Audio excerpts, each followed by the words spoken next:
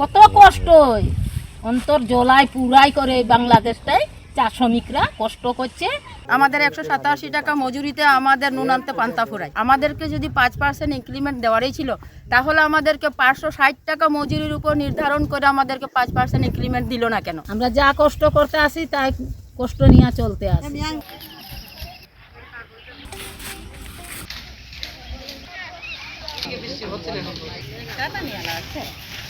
2 KG চাল কিনতে গেলে 100 টাকা, 500 টাকা গেলে 10 কেজি চাল আসছে। 10 কেজি চালে কি সারা সপ্তাহ হবে? 3 বেলা খাইলে কত কষ্টই অন্তর জলাই পুরাই করে বাংলাদেশটাই চা শ্রমিকরা কষ্ট করছে আর খাচ্ছে।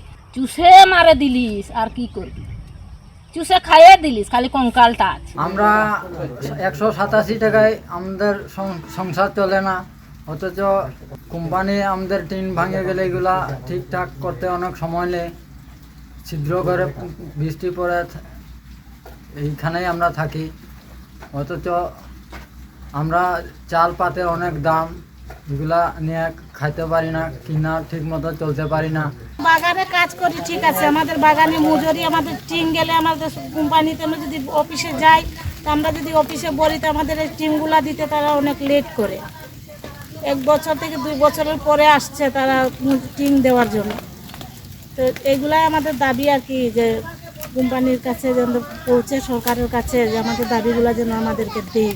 আমরা চা বাগানের চা শ্রমিক, আমরা 187 টাকা মজুরি। আমাদের 187 টাকা মজুরিতে আমাদের নুন আনতে পান্তা ফুরায়। সরকারের পক্ষ থেকে যে আমাদেরকে 5% ইনক্রিমেন্ট দিয়েছে সেটাতে আমাদের কোনো মতে আমাদের সংসার চলে না।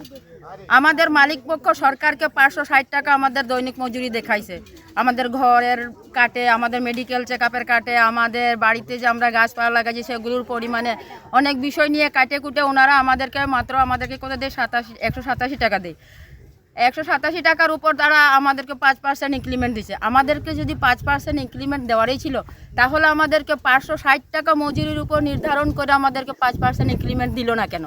আমাদের 187 টাকার উপরে কেন আমাদেরকে 5% ইনক্রিমেন্ট দিল? তবে যে আমাদের 185 টাকা মজুরিতে আমাদের চলছে না, আর আমাদের ঘর বাড়ি অনেকে অনেক রকমের মানে অচেষ্টার মতো রয়েছে আর কি, যে এমনভাবে রয়েছে যে আমাদের নম্বর আসলে পরে আমাদেরকে ভিজতে হচ্ছে, পরে ঘরে গিয়ে ভিজতে হচ্ছে।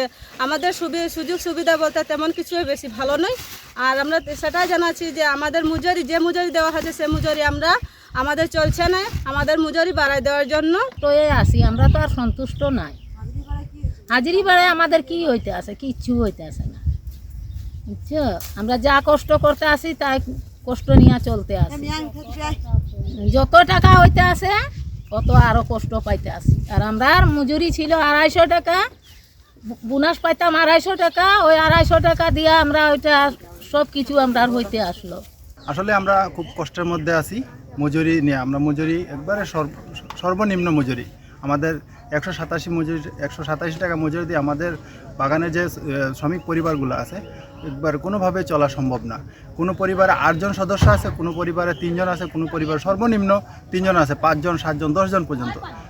যেভাবে আমি বলি, আমাদের যুগ ধরে আমার দাদার কাজ আমার মা বাবা নিছে, মা বাবার কাজ আমি শ্রমিক হিসাবে নিছি। এই হিসাবে আমরা 7 জন 8 জন পরিবার সদস্য। 187 টাকা দিয়ে কিভাবে আমরা চলা সম্ভব? বর্তমান চা শ্রমিকদের যে মজুরি 187 টাকা 43 পয়সা, সেই মজুরির সাথে 5%-এর কোনো তুলনা হয় না। এটা আমরা বারবারই দুঃখ প্রকাশ করছি, প্রতিবাদ জানাচ্ছি যে এই রকম একটা গেজেট প্রকাশ করার ক্ষেত্রে আমরা মেনে নিতে পারি না। প্রতিবাদ জানাই এবং নিন্দাও জানাচ্ছি। সেই সাথে আমরা চাই যে চা শ্রমিকদের ন্যায্য তাদের মৌলিক অধিকারের বিষয়গুলো সেই সাথে জড়িত আছে।